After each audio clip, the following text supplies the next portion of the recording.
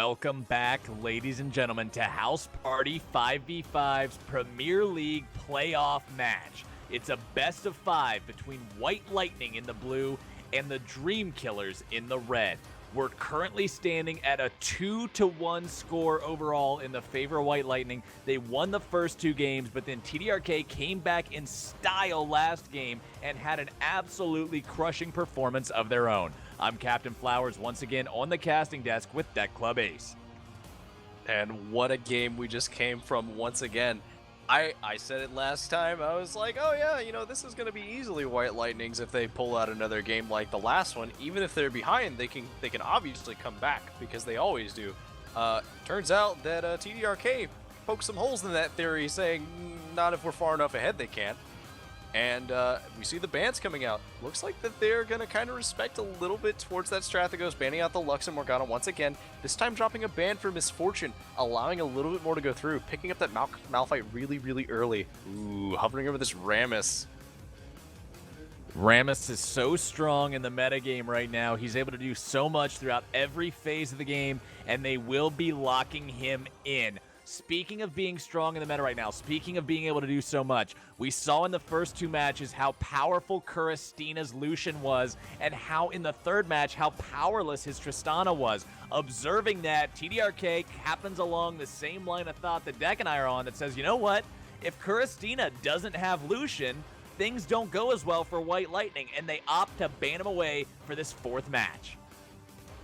The question, though, is whether or not it's going to be enough, because it might be that Kuristina realizes that there's not as much that he can do without playing Lucian. Now, obviously, he can't play Lucian if Lucian is banned, but one thing he can do is he can pick up somebody who fulfills a similar role. Potentially, he could pick up something like the Graves or the Kalista. We know that he's played those a little bit since the changes. We know that he does play a few things, but the question is whether or not he's going to pull them out.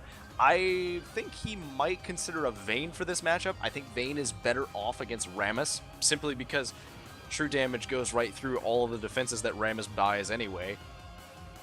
And speaking of the Vayne, Vayne is another champion that I've seen Kuristina play before. It's another champion that he's known for as well. Probably under the Lucian, not quite to the same level that the Lucian is, but still something that you've got to respect for him. I'd say it's the number 2 pick to look out for on him, and it's a solid pick into the Rammus matchup. You've got to have some kind of true damage to be able to deal with all the tanky free stats that Zark is going to be able to have on this jungler, and Vayne is exactly the answer you're looking for. Her and Braum in the bot side. The Braum ban came out in the first 2 games that TDRK lost. They wanted to make sure that stayed out of the hands of Simkev. Last game, the Nautilus was no longer banned away. Simkev got that, and it just didn't do what it needed to do. So now TDRK realizes that they're able to give Simkev some of these support picks. As long as they keep these carries off the champions they need to be kept off of, TDRK has the ability to win. They're going to give over that other comfort support pick to Simkev, and they're going to have to deal with that now, that Braum and Vayne bottom lane that's going to have the ability to peel for Vayne and set her up for kills as the game goes on. it's that last second change to Rise. I was about to say potentially locking in that Cassiopeia, but no, dropping the Rise. Rise being a champion who we haven't seen much of recently, but I don't think he's in a particularly bad spot. In fact, I think he might be in an okay spot in a lot of matchups, especially against something like an Orianna, because Orianna can't really stop him from killing her.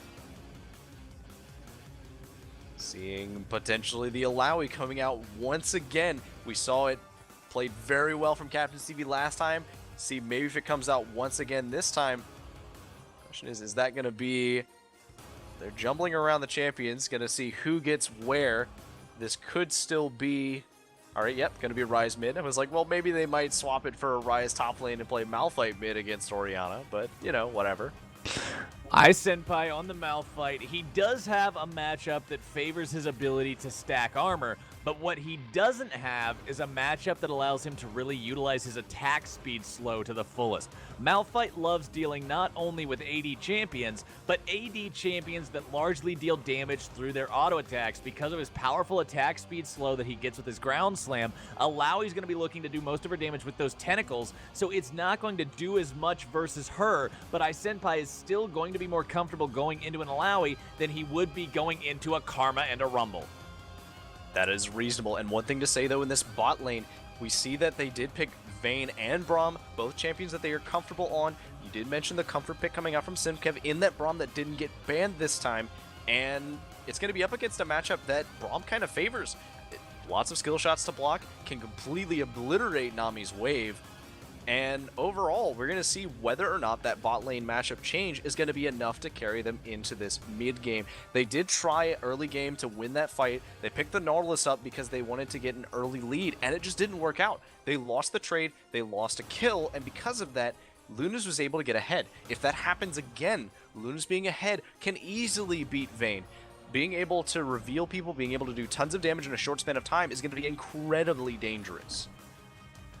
I feel like Wilson Jones, the Nami, because it worked so well in the last game. But like you mentioned, Nami is generally not regarded as a very good support pick into a Braum, and I'm going to be interested to see how well that actually plays out in his favor. If he's able to utilize the synergy he has with the rest of his team, which is a solid synergy. The TDRK squad has very adept team fighting once again. Though they may not have that bullet time from Misfortune able to bring out the AoE, bring down that Wombo combo pain train, they've still got Strathghost and Captain Stevie for plenty of AoE, Zark will have AoE as well as initiation, and then Lunas supplies the rest of the damage while Wilson Jones is able to provide peel and support.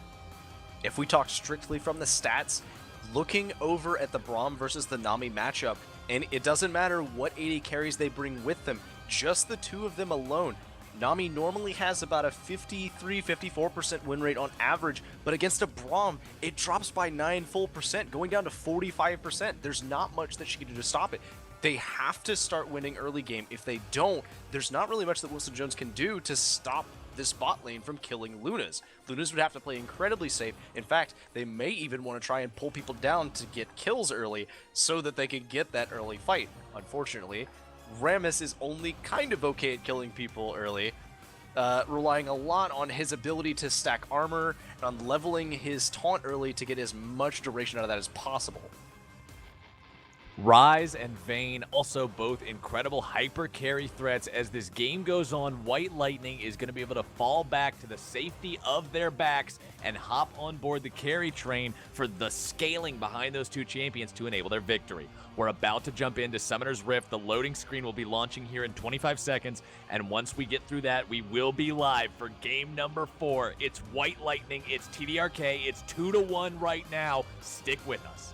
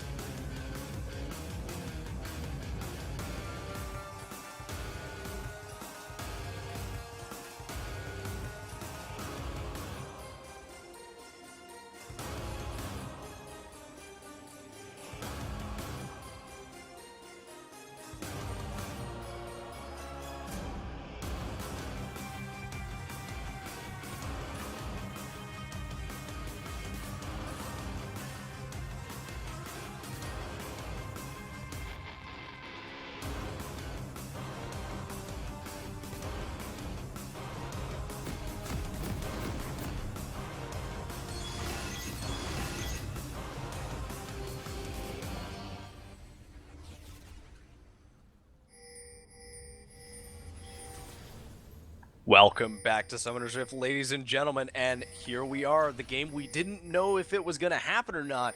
The 4th game of the night. White Lightning on the blue side here, showing off those champion mastery emotes, and once again, TDRK on the red side, sporting a kind of similar team comp to what they went with before, this time featuring a little bit different in the form of the AD carry Corki and the Rammus coming in to kind of roll around. I am once again Deck Club Ace on color. Joining me is my good friend Captain Flowers, and the game we've got coming soon.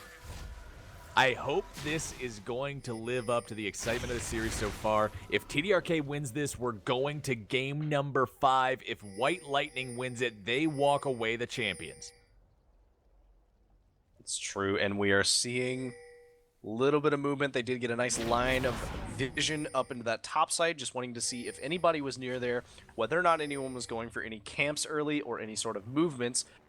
Seeing if that's going to actually do anything. Both sides using all of their wards, rightfully so, not wanting to chance any movement whatsoever. Looks like we're going to see a lane swap, actually. Corki and Nami going topside, not even wanting to fight this Braum and Vayne lane that they would obviously lose. If you're going to walk into a losing lane that you know you're just going to be playing from behind the whole time, playing defensively, saying, jungler, please gank, sometimes it's best to just avoid that. We've seen TDRK's ability to do that in the past as Simkev looks to come over, harass Stevie and Zark a little bit. He's not going to be able to do a whole lot against them. The power of that Illaoi definitely going to be able to out-trade the Braum early. Meanwhile, Kuristina just playing the all-by-myself game down here in the bottom half of the map. Probably the best time for him to be doing it too, because if he gets a slight lead in terms of levels, there's not much that Captain Stevie can do to stop him from harassing. I mean, with the normal Vayne trade combo, it's very easy for him to not even be able to respond with a Test of Spirit. He'll just get knocked away before he can do anything with the auto, tumble, auto, and condemn. Strathagos taking a good bit of damage here from Corrupt Hope. Corrupt Hope opting for a little bit of a different mastery page setup. He does not have the biscuits as most mid laners tend to take, instead having normal health potions. Chixig LP grabbing these. Is putting a lot of attention into this bottom half of the map. Chixig LP eats 2 turret shots for no reason and is now forced away with low health. And we could actually see Simkev putting a whole lot of harass down onto Zark at his wolf camp. Zark actually not able to clear away the blue buff and is forced to go into the other side of his jungle to avoid being harassed out of it. One thing we saw was that because Simkev was sticking around, was kind of attacking Captain Stevie and Zark in the jungle, Captain Stevie had to abandon Zark to stop Kuristina from going and winning instantly. Kuristina going to be hit with a Vessel now. He's going to be spawning tentacles around himself, needs to be incredibly careful. That is exactly what Captain Stevie wants to look for in this lane. That's really his only way to apply some decent damage sticking onto Kuristina. Yeah, he can poke with those tentacles, but Vayne's got the ability to tumble away from them. If Kuristina gets caught out and turned into a Vessel, he's going to take some initial damage, and then he's also going to have to play around the rest of those tentacles that keep spawning afterwards. Wilson Jones now coming down here into the bot side, going to help his fishy friend to continue to have some presence in this lane. Now, here's the trick with the Test of Spirit, right? So if you get a Vessel and then you get the same person again with the test, it doesn't reset the test. You don't reset the timer on the Vessel, so you can still clear it relatively quickly. You don't reset the stacks either. So it's very easy to deal with if you get hit with it again. That being said, you still take all of the damage. You still have to get away from it, because if you get hit by both, you get hit for about 130% of the damage they normally deal, rather than the standard 100% or 30%. Now, a little bit of a trade coming out in the mid lane. Not much though. Strathagos pushing in Ryze early. Not much he can do until he gets a little bit more wave clear. Wilson Jones and Captain Stevie maintaining some presence of their own in this bottom half of the map, making sure Captain Stevie doesn't get forced away too hard. But now that Stevie's out of mana, it's not going to be a lane that favors him very far. Simpai forced to flash away from that Zark gank. The power of Rammus as he rolls at 5,000 miles per hour into that top lane. Force away the ganks is absolutely impressive. Corrupt Hope and Strathagos into that 1v1. This is not a fight Strathagos wants to take. Forced to flash away, Chixig LP deploys the Spiderling, and they're just going to take the Summoner and walk away.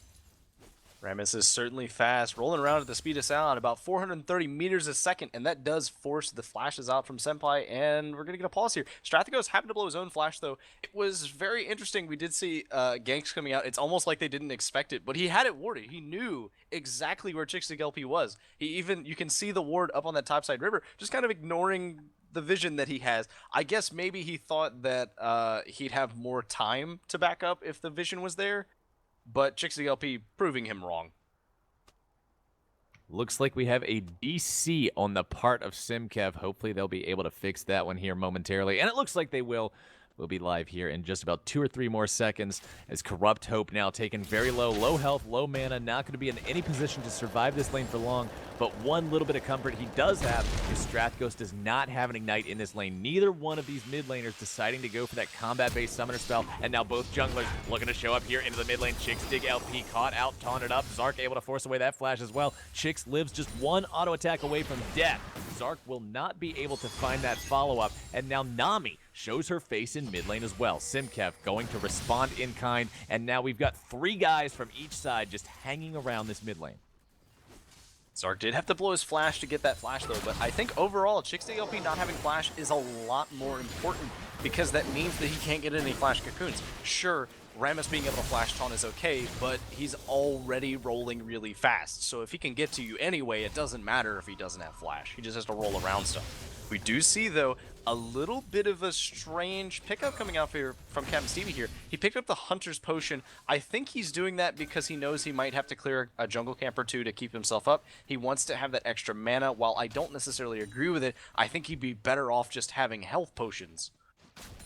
100% agree.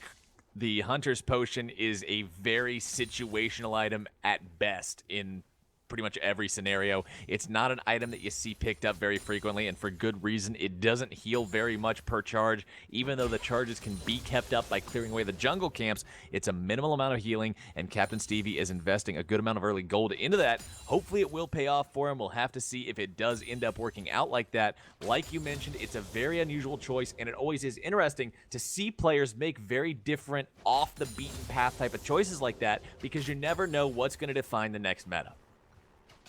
Senpai has not backed yet. He does have the CS lead on Captain Stevie. Captain Stevie picking up the long swords that he needs, not necessarily the long swords that he definitely wants right now. He's gonna have to push this wave in, otherwise Senpai is gonna be able to get back really quickly. Strathghost has no flash anymore. Corrupt Hope and ChixDigLp able to find the damage onto the TDRK mid laner and bring him down for first blood. I like that play from Zark. I know that we'll rat on him for like missing stuff all the time, but he did abandon Strathghost there once he realized that there wasn't really much that he could do to save Strathghost. Sure, if he taunts ChixDigLp, he might be able to get a little bit of extra damage onto them, but one way or another, Strathghost was dead. Dead for rights, nothing he could do about it. Better to just leave, clear the wave up a little bit, go farm, go buy, spend that gold that you're sitting on, and come back later for something else.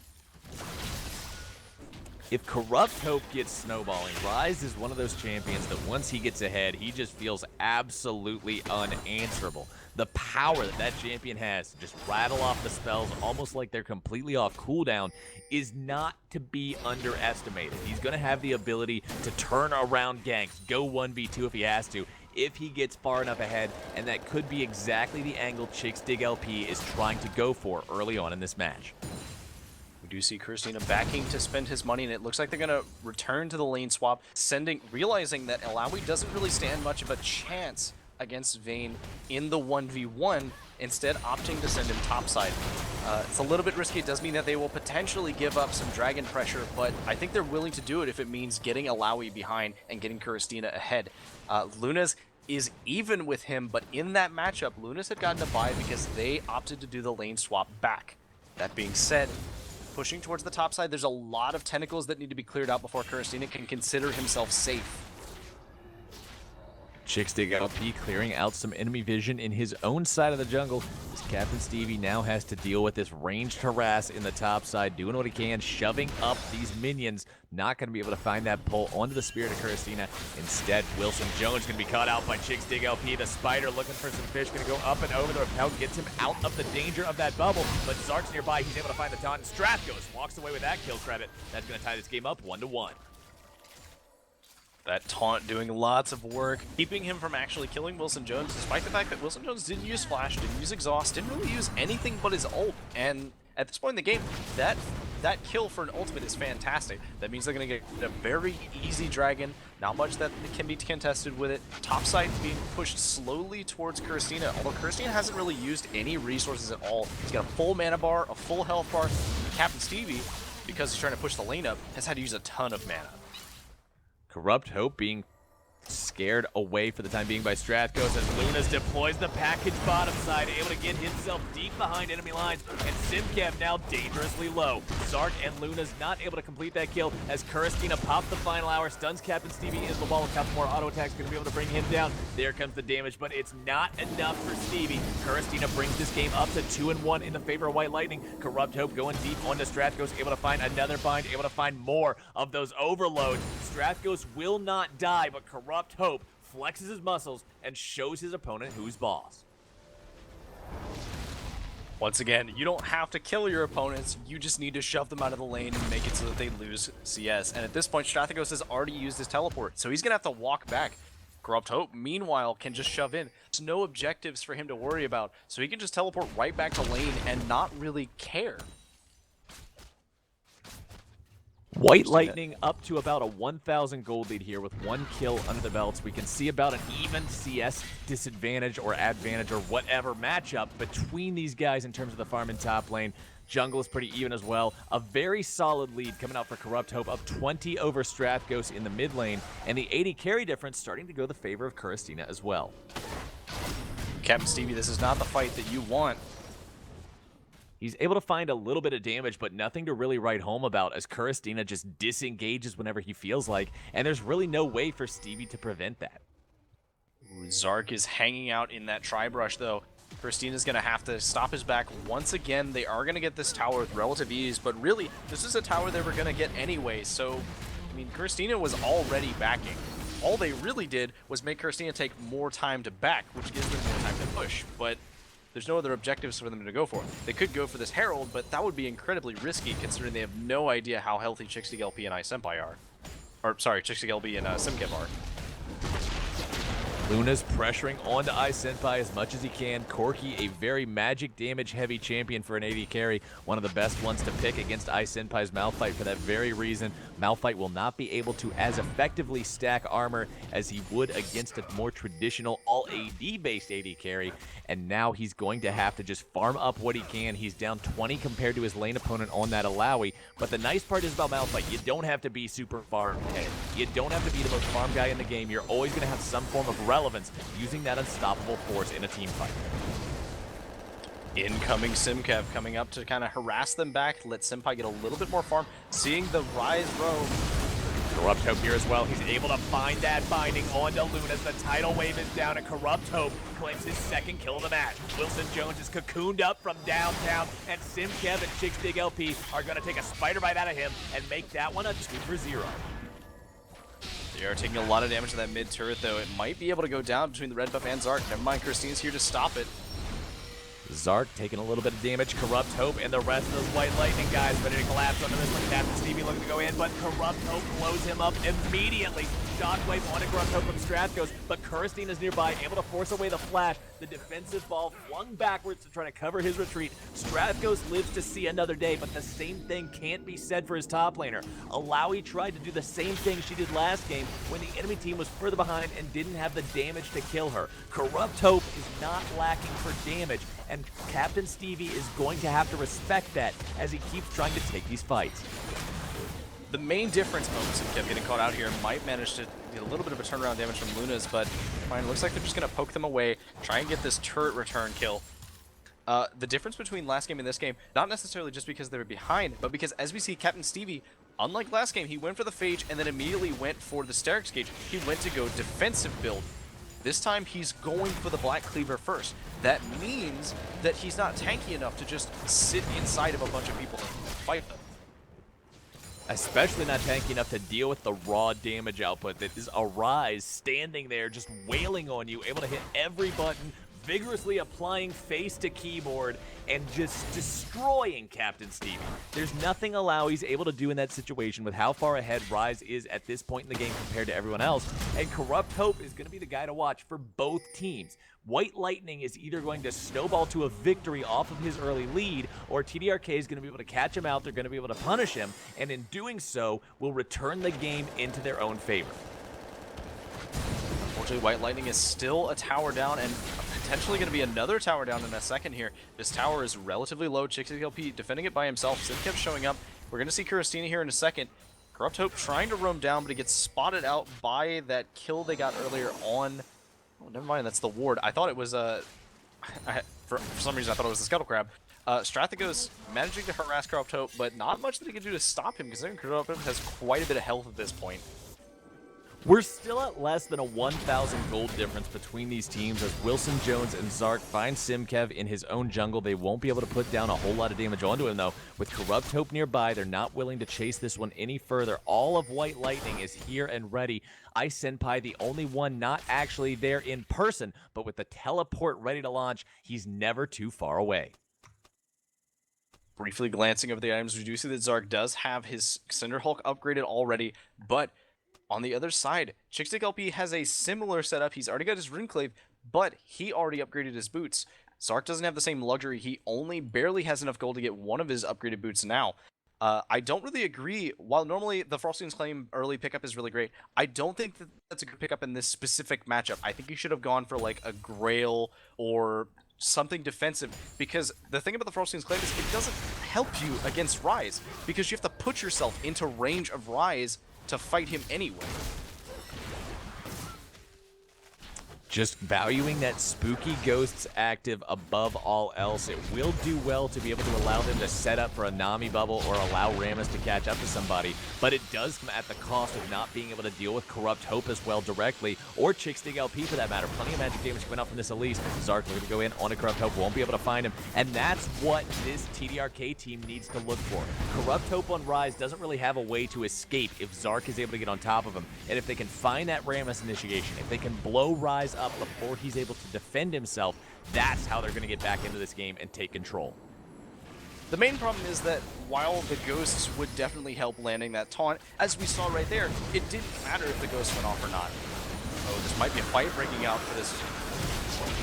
TDRK wants to go in deeper. Zark sunned up, blasted in the wall. The Condemn is down. Captain Stevie wailing on that Malphite vessel as much as they can. They will be able to turn him into that vessel. He walks out of the range of it. Wilson Jones over the wall, going to fling the bubble in. Ice Senpai taking more and more damage. The Tentacle Slap comes down. Corrupt Hope looking to run away with the rest of his team. Chickstick LP down to about 500 health. White Lightning playing on their back foot, excuse me, but they still have to wait around and try to defend here. They could potentially turn this around. Ice Senpai has the unstoppable force. Zark looking to roll in. He won't be able to find anyone. White Lightning can turn a fight around if there's too much aggression from TDRK. But for the time being, TDRK, despite being down 1-5, is actually up because of the fact that they've got that turret advantage. White Lightning is going to get pushed back here. There is a massive minion wave. Tons of damage being put onto that tower, but not much else. Shockwave does go off, but it doesn't kill anyone. Ice Senpai taken so low, he's not going to be able to get himself into this fight very reliably, and TDRK will likely be able to just wither this turret down now. Captain Stevie and Luna's doing what they can, pouring that damage in, and TDRK is able to walk away now with an almost 2,000 gold lead. Definitely the time they want to be fighting. They knew that the rest of White Lightning was relatively low from getting that dragon. At this point, though, they need to be careful. They need to disengage and just take what they got. They didn't get any kills, but they did manage to get 2 towers. One that they've been trying to get for a while, and another one because of a massive minion wave that they had managed to amass there. The top side is pushing up. Corrupt Hope is probably going to go stop that once he gets this blue buff with relative ease. Corrupt Hope and the rest of White Lightning aren't in a bad spot. They're up 5-1. They just haven't been able to find the same number of objectives that TDRK has been able to find. That being said, they've still got a Fed Ryze. They've still got a powerful mid-game team comp with that Malphite, with that Elise, with the Ryze. Vayne will start to come into her own as well. Blade of the Ruined King having already been completed. She's got that item that was always traditionally Vayne's item, recently fell out of popularity. White Lightning can win team fights. They just have to find the ideal scenario to do so, allowing Corrupt Hope to unload as much DPS as possible. Exactly, and he's already getting into a build to do that. His tier is almost fully stacked. Once he upgrades into Seraph, he'll be able to do quite a bit between the shield and the massive amount of health he gets from his fully stacked Rod of Ages. The question is what he's going to go for next. He could potentially go for some more burst, or he could go for a little bit more tank, maybe picking up an armor item like a Zhonya's or a little bit of MR in the form of a Banshee's Veil. We'll have to see as soon as he decides. Slowly but surely, though, we're seeing this bot side tower being pushed towards. Looks like they are going to try and get this tower as quickly as they can, and that's good. There's not really much that can be responded for, because right now, Corrupt Hope is going to be going mid, and there's nothing that they can do to stop him from clearing that wave. Every chance White Lightning gets to claim a free turret is a chance they need to capitalize on. It'll catch them back up, and if they can even up the turret count, they're kill lead is going to give them the gold lead overall. Looks like they are going to dive Corrupt Hope here. We'll get his flash. Flash away from Corrupt Hope, able to keep him alive for the time being. Luna's in a whole lot of trouble. Corrupt Hope returns as much damage as possible. Simkev caught out by the bubble. Luna's looking to melt him down. Sinfy comes in to get stopped, of course. Still not able to find anything, but Wilson Jones dies after the fact, as now Strathco's the target of Kuristina's Bolt Assault. Chixdig LP, zoning away Zark, and now Strathco's gonna be the next one to fall. It's a 2-for-0 in the favor of White Lightning, as Kuristina looks for even more. He's gonna be shut down though. Luna's able to find plenty of damage down onto him. The power of that Trinity Force power spike on Corki, nothing that you're able to underestimate. Captain Stevie now looking with Zark to go deeper and find something, but Corrupt Hope is still alive. Stevie drops the ult, he's able to find a couple of tentacles, but it's not enough to do anything before he's melted by the power of this rise. That's going to be another 2 pickups in the favor of White Lightning. All they lose is Kuristina, but they gain 4. Call Corrupt Hope the Piano Man. He just ripped through them with some very quick finger presses, getting off multiple iterations of his combo. And I think Zark and Captain Stevie thought they had it better than they did. Stevie only managed to get 1 tentacle with the entirety of his Leap of Faith. That's not enough to be able to kill anyone. So there wasn't really much that he could do at that point. They might have been able to salvage it with Zark's taunt, but at that point it was too late. Corrupt Hope managed to show up and just clean things up in a situation that might have otherwise been against them. Captain Stevie's Alawi was able to do so much last game. And this game, we're just not seeing the same amount of presence, the same amount of pressure out of it. He's still playing it like he was playing against the champions that were drafted by White Lightning in the last match. But now you've got to deal with the Rise. Now you've got to deal with the rest of this comp. You got to deal with the Vayne as well. And it's just not working out. The Alawi pick is not doing the same amount of work that we saw from it before. Exactly, and we are seeing the Dragon will be respawning here soon, 45 seconds. Massive wave bot side that's going to be cleared out relatively quickly once Corrupt Hope gets down there. Seeing a lot of movement towards the top side. They might even be willing to give up this Dragon. It would only be Dragon 2 for them, but it's also Dragon 2 for TDRK. They're willing to sacrifice this for a tower because at this point, the tower is more valuable in terms of their map positioning and the global gold it gives. If you notice, after that fight, they did manage to get that gold lead a little bit even.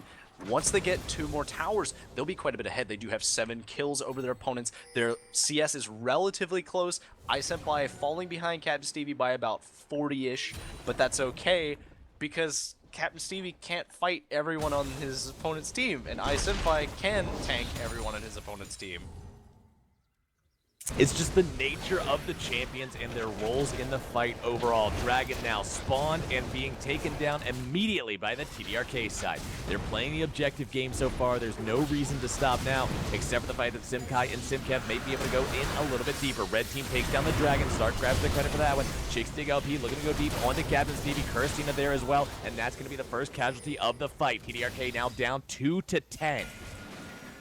At this point, they just managed to trade that for a Dragon, though. We need to see White Lightning going for another objective. They need to rotate around and maybe get a little bit of damage on this mid tower or take advantage of that top side. There is a wave building against them, though, top side, so their opportunity for that is kind of passed. They might be able to get it down, though. The tower is a little bit damaged, but not that much. But between all of the people there and all of the resources they managed to get, they might be able to get it with...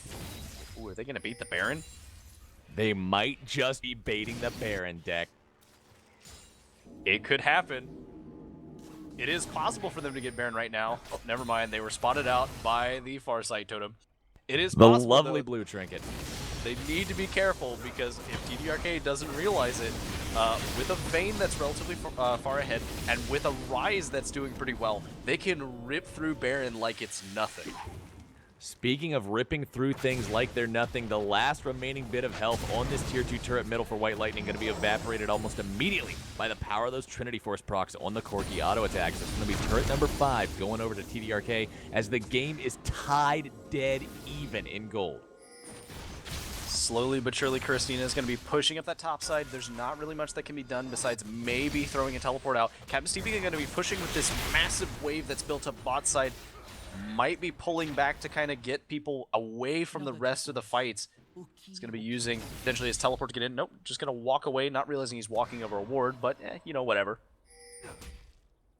Simkev clearing away what vision he has the opportunity to clear away right now as White Lightning is looking to find some more of that standing gold here on the top side. Kurstina with a beautiful tumble away, able to find the final hour, able to find the damage onto Lunas. Lunas uses the package to get into this lane, but ultimately it's just for a death. Simkev shows up to make sure Kurstina's all right, and they pick up a free kill off the back of what's now going to be another free turret. See, at first I was like, oh yeah, this is a great play from Lunas, and then I realized that Kurstina was 2 levels ahead of him. Not So exactly where you want to be flying when you're Not the ideal fight. Zark looking to flash forward, find that taunt onto Kurstina, but a beautiful snare from Corrupt Hope will keep him at bay for the time being. Wilson Jones might be in some trouble. Corrupt Hope able to find the lockdown on the Strategos. There's the unstoppable. Zark now Winter's bitten up. Concussive blows will take him down a killing spree for Kurstina. 3 dead on the side of TDRK as White Lightning looks to push it further. TDRK are seeing nothing but blue from this all-blue team comp, and they are just getting ripped to shreds, not even managing to get into the fights. One of the big disadvantages to playing this Rammus is if he does not have flash up, he can't get close to Corrupt Hope because of the snare. And now White Lightning will be able to take the snare, and they will be able to do it relatively safely. They've got Chickstig LP in here. Zark is dead. As long as Chickstig LP is on top of this smite, which he is, that's going to be an absolutely free take. Will manage to get the Vessel onto Simkev, but at this point it doesn't really matter. He can pretty much get away from it pretty quickly. Slowly but surely, the game is turning straight in White Lightning's favor. They've played it safely. They've gotten the kill lead. They didn't have a gold lead until they finally managed to clear out those towers, grab that Baron and a couple of extra kills for themselves. And once again, the game is in White Lightning's court. They need to keep it there, though. They need to be very careful because, once again, if Zark manages to get close enough, if Zark can get a great taunt onto Corrupt Hope, Corrupt Hope is what is making it impossible for Strathagos to do anything. All the time we see Corrupt Hope come in, Strathagos gets snared and is immediately blown to bits. Ice Senpai and Chickstig LP just going ahead and forging the path, blazing a trail for the rest of their team so they can join up and continue to push. There's still 2 of these tier 2 turrets standing on the side of TDRK, and for this Baroned up White Lightning team, that's just free money. That's dollar signs in their eyes that they're looking at to get themselves further ahead in this match. Chickstig LP might be stunned up, forced to flash away from Zark, getting away to the rest of his team, getting away to safety. Luna's trying to throw some rockets in there, grab whatever damage he can, but Kurstina in the entire meantime just wailing on this bottom lane tier 2. Of the people you want to hit with that Test of Spirit, it's definitely not one of the tanks. It's really hard to get that to proc on them, and as we saw, Ice Senpai didn't even actually take damage. It only broke his passive. Lunas, Captain Stevie, Zark, Wilson Jones, Strathghost, the whole crew is here doing what they can to try to hold the line. Been holding the line at the tier 3s. They're now exposing their tier 2s to continue to be taken. And this is a good spot for the rest of the team to be in. White Lightning is prepared. They are spawning tentacles though because of Simkev. They need to be careful. There's the Ice Senpai knockup. He's able to find it onto both Lunas and Captain Stevie, and Lunas is already dead. Strathgo is going to follow him straight into the abyss. Captain Stevie melted down as well. A 3-for-0 in the favor of White Lightning, as now the remaining members of TDRK have their work cut out for them. Kurstina, Corrupt Hope, Simkev, Senpai, Chickstig LP, everybody collapsing onto that mid lane inhibitor turret. That's going to be inhibitor number 1, falling 28 minutes into this match, as White Lightning has no intention to take their foot off the gas pedal. They're going for the victory right here, right now. Next is turret number 1, dropping rapidly. Zark rolling around, trying to get himself in somewhere. He just wants to buy time, but all he's buying is a ticket straight to the defeat section. It's gonna be Nexus turret number 2 falling. The Nexus is down to half. Nexus, 25%. Nexus down. White Lightning are your house party 5v5 Season 4 Premier League champions. Very well played coming out from White Lightning, and incredibly very well played. They turned it around. They looked like they were losing for a while there. They were losing on the towers. They were losing on the gold despite having that massive kill lead, but it didn't really matter in the end. They got everything they needed. They kept their foot on the pedal, and like you said, they got this Nexus and they got the series. Congratulations, guys. Congratulations to White Lightning for now being House Party 5v5's Premier League champions back-to-back seasons in a row. A very impressive performance coming out from them in this series that they will ultimately take 3-1. A valiant effort from the Dream Killers, an incredibly strong showing in game number 3. They did what they could trying to defend against the onslaught that is this White Lightning team, but ultimately they were not able to prevail. We're looking forward to seeing both these teams again, along with all the other teams, next season in the Premier League. Thank you, everybody, for tuning in here to House Party 5v5. Once again, we are an amateur LCS-style organization. We run the Premier and Minor Leagues LCS-style to allow teams to compete on a week-by-week basis, ultimately culminating in these playoffs. This was our grand finale for this season, but next season will be starting up come January. Early January, we'll be having our Swiss tournament. We'll be having more things going on. We have our subreddit, House Party 5v5, reddit.com/r/House Party 5v5. Go there if you want to find out how to play in these leagues, how to sign up. The next Swiss tournament will be starting on January 9th, January 10th, somewhere around there. We will be having information posted on the subreddit beforehand about all the rules and processes and ways to get involved with us here and become a part of this. Thank you guys for tuning in. If you'd like to stay on top of everything else we're broadcasting, feel free to follow the stream as well. Most every week, we do have shoutcasted in-house matches on Tuesdays, Wednesdays, and Thursdays from 7 p.m. Eastern to 10 p.m. Eastern. Make sure you're a part of that too. If you want to come play on stream, you don't even need a full team. You can do absolutely anything you want here on House Party 5v5, team games, solo games. The world is your oyster, and we'd love for you to come and become a part of the community with us. Stay tuned as well, because we have the awards ceremony celebrating everything that's happened in House Party 5v5, both in this season and in general, coming up real soon. I'm Captain Flowers, once again here with Deck Club Ace and everybody else at House Party 5v5. Thank you so very much for tuning in.